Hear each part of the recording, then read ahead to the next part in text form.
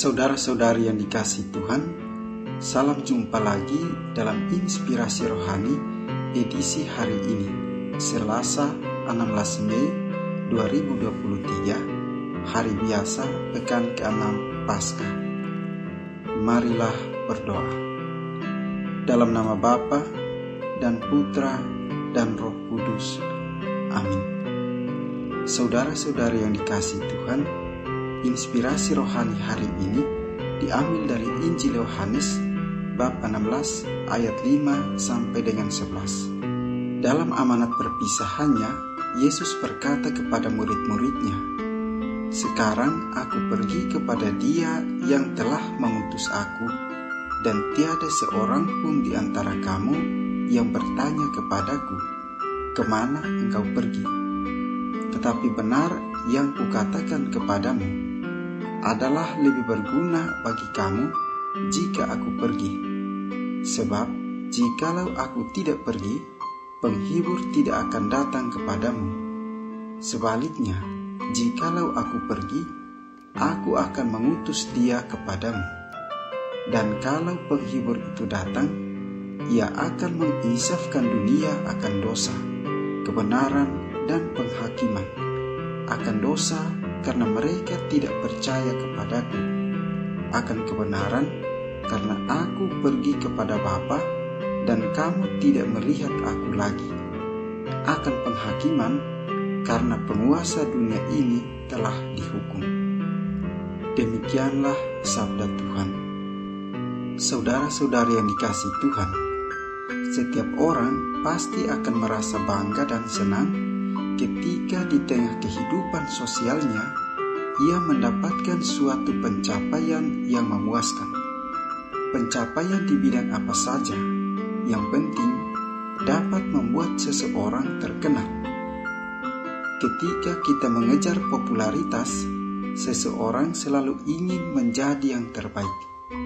Namun perlu diketahui, popularitas dan pangkat tidak bisa menyelamatkan kita. Sebab kita sedang berhadapan dengan masalah keselamatan kekal.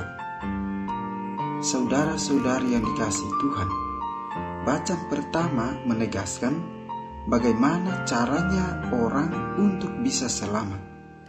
Dalam keterpurukan kepala penjara yang mau bunuh diri dan bertanya kepada Paulus, "Tuan-tuan, apakah yang harus aku perbuat supaya aku selamat?"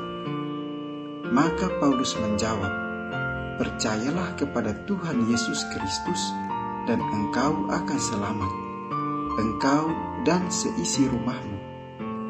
Tentang keselamatan ini kembali ditegaskan dalam bacaan Injil yang mengisahkan tentang penghibur yang akan datang untuk senantiasa menyertai para murid.